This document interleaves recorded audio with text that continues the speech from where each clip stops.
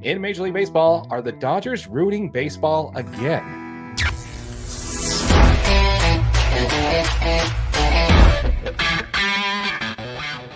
Well, let's go ahead and talk about a thing that's been all over the internet, at least for the last little bit, how the Los Angeles Dodgers are ruining baseball. This was coming off of the Dodgers signing Blake Snell to, what was it, a 5-year, $182 million contract. Yeah. All right. So why don't you go ahead and break it down for us? Why is the Dodgers signing Blake Snell ruining baseball? My problem is, Darren, is I'm researching this, okay? And I'm looking at all of the statistics. And my problem is I sincerely do not think it's ruining baseball. But we do need to preference the reason why everybody thinks that they're ruining baseball. The fact is everybody says that the Dodgers are ruining baseball because they are going out and using this contract negotiation and deferring salaries, and they're deferring salaries and scooping up all the best players is ruining baseball because the Dodgers are now at face value, hands down, a dominant dynasty for the next 5 to 10 years based on contracts and contract values. Great. And that is off the top of my head. Great job. I don't know if you're being sarcastic or not. No, dude, you nailed it. Okay, good. Basically, the bottom line is the Dodgers deferred over $1 billion in payroll, and everybody is upset about that. Why don't you go ahead and run your line there on why you don't think the Dodgers are ruining baseball? Okay, you have got to have a villain before you have a hero, and baseball has neither. Right now, the Dodgers have a front office that is just fearless, and they are okay with spending a ton of money, even if they're deferring it to the future. And it is because they make a lot of money. I guess where my problem comes with all of this is I have trouble blaming a professional sports franchise that is reinvesting all of the money that it's making back into the product they're putting onto the field. The Dodgers are obviously going hard to repeat as champions. They did a great job this year of building a roster. They made it happen. They did all of the little things that made them great. They recognized that they had a weakness in the World Series this year. And they said, whether it be injuries or whatever, we're going to find a solution for the one injury or for the one weakness that we had, which was injuries in our pitching staff. They found it. They found the potential fix and they fixed it. They went after it. The Dodgers have spent millions of dollars restoring the fan experience at Dodger Stadium. They put tons of money into it. They've been torn up right now. Yeah. I mean, so they put millions of dollars into it. They're selling record numbers of tickets. As we talked about in a previous episode, how many tickets they sold to all of their events this year? Outsold the Eras Tour. Yeah. And then when all of this is after all this is in place, they said, let's go get some players and see if we can make this thing work. So they did this in such a tasteful fashion, in my opinion. And I am not a Dodgers fan, right? This guy over here, Dodgers fan. How can you be mad at the way that they put this team together, the way that they assembled it? The fact is they are doing it the right way by assembling and creating an environment where guys want to go to play baseball. Blake Snell said it when he signed verbatim. It was really easy. You look at the team, you look at what they built and what they are doing. It's just something you want to be a part of. If you are any Major League Baseball player, tell me why you don't want to play for the Dodgers right now. Absolutely. I 100% agree with your take on that, man. It's insane to really kind of look at this. And what I want to say is this is kind of more of the narrative around the small market teams wanting, complaining, and crying poor and saying they're losing money. Max Muncy was on Foul Territory earlier this week, and he said, he's like, let them tell you whatever you want. Every Major League Baseball team is making money. We broke it down the other day on another episode earlier this year where we talked about how every team gets like what?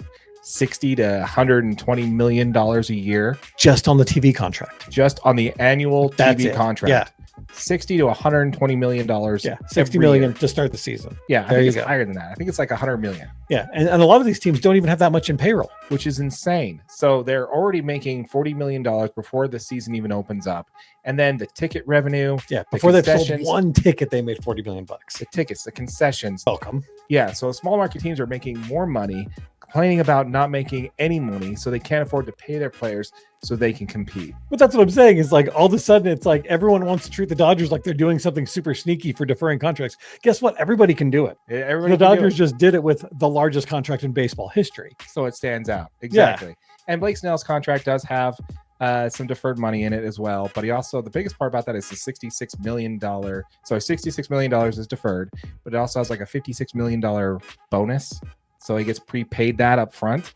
And the reason why he does that is because he lives in Seattle. So that way no state income tax. So he saves himself about $8 million in taxes. Yeah. So yeah, California just has the worst tax rate there. So it makes sense for why people are doing deferrals originally, but it also makes sense. Like the Mets, when they signed Verlander and Scherzer, more than half of Scherzer's contract was deferred, and more than half of his contract is also deferred from the Nationals. Yeah. He's going to be paid when he retires more from the Nationals than he did from the Texas Rangers and then he did from the Mets, Which is when he so retires. awesome. Guess who the third highest paid person on the Cincinnati Reds was in 2023? Ken Griffey Jr. Oh, I'm so close. Ken Griffey Jr. hasn't played. Bobby Bonilla is getting $1 million. Oh, maybe it's Bobby Bonilla who I'm thinking of. Yeah, it's July 1st. He gets $1 million every July 1st for the Mets. This is not a Dodgers thing. This is just an MLB thing, and it's smart for them to have it. It allows teams to be flexible, and this is why you signed Shohei Ohtani in the first place, is so you can go after Yamamoto. You make big swings, and you try to make it work. I'm really getting tired of the narrative that the Dodgers are ruining this. This was the same thing that the San Diego Padres did 2 years ago when they signed up all the talent. And who was the last person they signed? Was Blake Snell. Yeah. They signed him to a contract.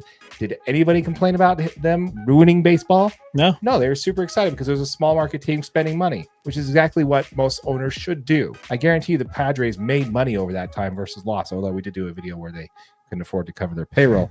But we'll cut that in post. We'll definitely cut that one in post for sure. No.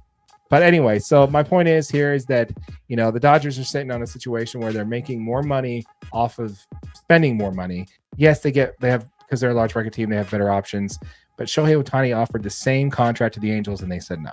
Yep. So I get tired of hearing it. And I don't want to. I'd love to hear one good argument on how the Dodgers are actually ruining baseball and how this just isn't a narrative for small market teams to just not spend money. I think we should have a salary floor. If you don't spend at least $100 million a year on your payroll and you go into it, you pay to get to that number in taxes that goes like a charity organization, MLB's charity organization, right? And if you are a repeat offender 3 years in a row, you're forced to sell the team. Ooh, I like that. Sell it to somebody who actually Get gives him a out damn of there. about baseball. Give them to somebody that wants to actually spend money and make the team win. Absolutely. We got another comment here. Dodgers are doing what fans of every other team wish they were doing. Exactly. Couldn't have said it better myself, Greg. Love it. But yeah, we want to hear from you folks. Let us know in the comments down below what you think as far as are the Dodgers ruining baseball yet again. We'd love to hear from you folks. Let us know what you think in the comments down below for sure. Yes, do it. Make it happen. We appreciate it. As again, reminder, folks, if you have not yet hit that subscribe button, we are giving the first $500 that we earn in AdSense revenue back to y'all. 5 subscribers are each going to earn $100 each. So make sure you hit that subscribe button, hit that notification bell so you don't miss out on that giveaway. Make sure you guys check out that merch store. New stuff's always coming. Make sure you let us know what you like. With all that said, my name is Darren, that is AJ, and this has been the DNA Sports Recap. Till next time.